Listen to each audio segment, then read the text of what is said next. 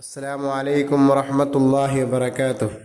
الحمد لله رب العالمين، والصلاة والسلام على رسولك سيد الأفضل المرسلين وعلى آله وأصحابه أجمعين أما بعد.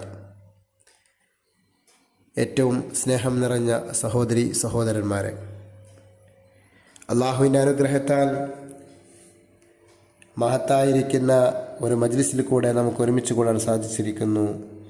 അള്ളാഹു സുബ്ഹാനഹു വ തആല നമ്മിൽ നിന്ന് ഖബൂൽ ചെയ്യട്ടെ. കഴിഞ്ഞ ദിവസങ്ങളിലൊക്കെ നമ്മൾ ചർച്ച ചെയ്ത് അള്ളാഹുവിൻ്റെ മഹത്തായിരിക്കുന്ന സ്നേഹം കരസ്ഥമാക്കാനുള്ള ദിക്റുകളും ദുആകളുമായിരുന്നു. അതുപോലെ തന്നെ ഇന്ന് നമ്മൾ ചർച്ച ചെയ്യാൻ പോകുന്നതും മഹത്തായിരിക്കുന്ന അള്ളാഹുവിൻ്റെ ദിക്റുകളെക്കുറിച്ച് തന്നെയാണ്.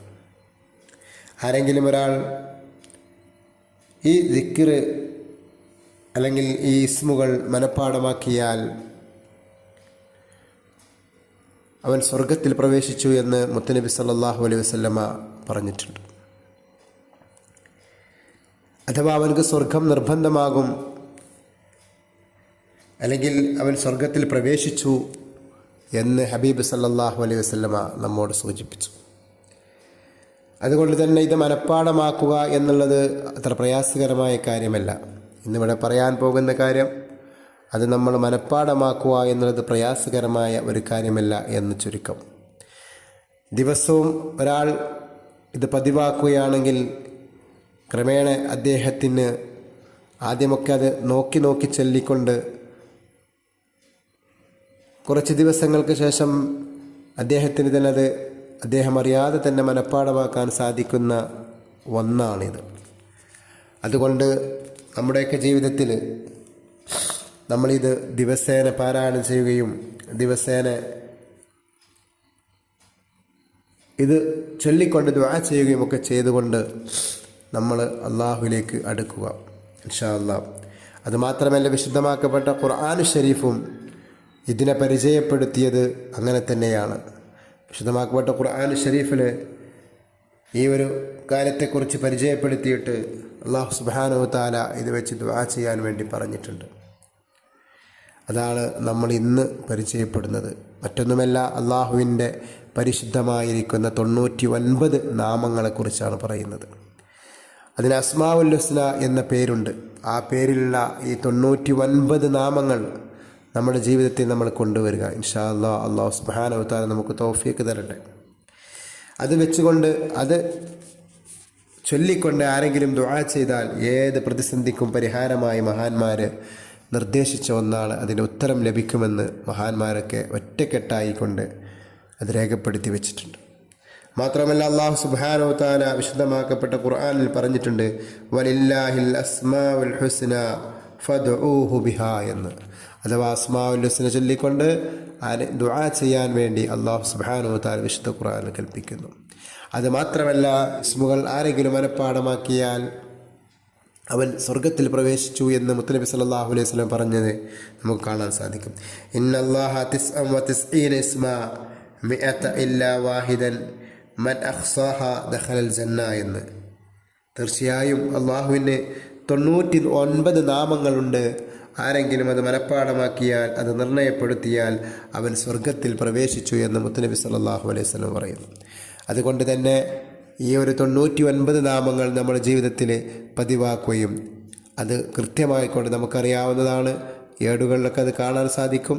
അതുപോലെ തന്നെ പല ആപ്പുകളിലും അതുണ്ട്.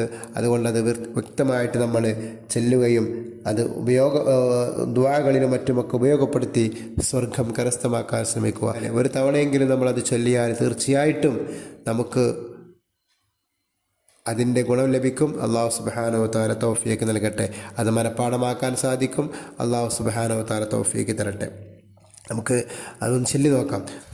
والله الذي لا إله إلا هو الرحمن الرحيم. يا الله يا رحمن يا الله رحيم يا الله ملك يا الله يا قدوس يا الله يا سلام يا الله مؤمن يا الله محيمن يا الله عزيز يا الله جبار يا الله متكبر يا الله يا خالق يا الله باري يا الله مصور يا الله غفار يا الله قهار يا الله يا وهاب يا الله رزاق يا الله فتاح يا الله يا عليم يا الله قابض يا الله باسط يا الله خافض يا الله رافع يا الله معز يا الله يا مدل يا الله يا سميع يا الله بصير يا الله حكم يا الله عدل يا الله لطيف يا الله يا خبير يا الله عليم يا الله عليم يا الله غفور يا الله يا شكور يا الله علي يا الله كبير يا الله حفيظ يا الله مقيت يا الله يا حسيب يا الله جليل يا الله كريم يا الله رقيب يا الله مجيب يا الله واسع يا الله يا حكيم يا الله ودود يا الله مجيد يا الله باعث يا الله شهيد يا الله حق يا الله وكيل يا الله قوي يا الله يا مطير يا الله ولي يا الله عميد يا الله محسي يا الله يا مبدي يا الله معيد يا الله محيي يا الله مميت يا الله يا حي يا الله قيوم يا الله واجد يا الله ماجد يا الله واحد يا الله يا أحد يا الله الصمد يا الله قادر يا الله مقدر يا الله مقدم يا الله مؤخر يا الله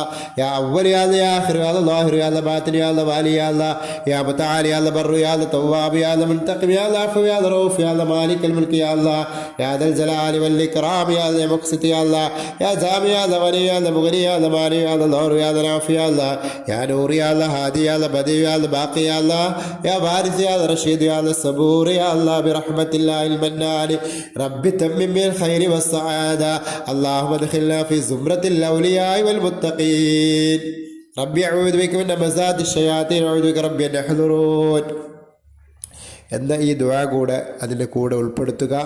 അല്ലാഹു സുബ്ഹാനഹു വ തആല നമുക്കെല്ലാവർക്കും അതിനുള്ള തൗഫീഖ് തരട്ടെ. അസ്മാഉൽ ഹുസ്നയ്ക്ക് ഒരുപാട് മഹത്വങ്ങളുണ്ട്. നമുക്ക് ഇൻഷാ അല്ലാഹ് അതൊക്കെ ഓരോ ഇസ്മുകളുടെ മഹത്വങ്ങൾ ഉച്ചരിച്ചുകൊണ്ട് നമുക്ക് അതിനെക്കുറിച്ച് ചർച്ച ചെയ്യണം ഇൻഷാ അല്ലാഹ്. അല്ലാഹു സുബ്ഹാനഹു വ തആല നമുക്കെല്ലാം ഇത് നമ്മുടെ ജീവിതത്തിൽ ഉപയോഗപ്പെടുത്താനുള്ള തൗഫീഖ് നൽകട്ടെ. അല്ലാഹുമ്മ صلي على سيدنا محمد وعلى آل سيدنا محمد اللهم صل على سيدنا محمد النبي الأمي الحبيب العلي القدر العظيم الجاه وعلى آله وصحبه وسلم. السلام عليكم ورحمة الله وبركاته.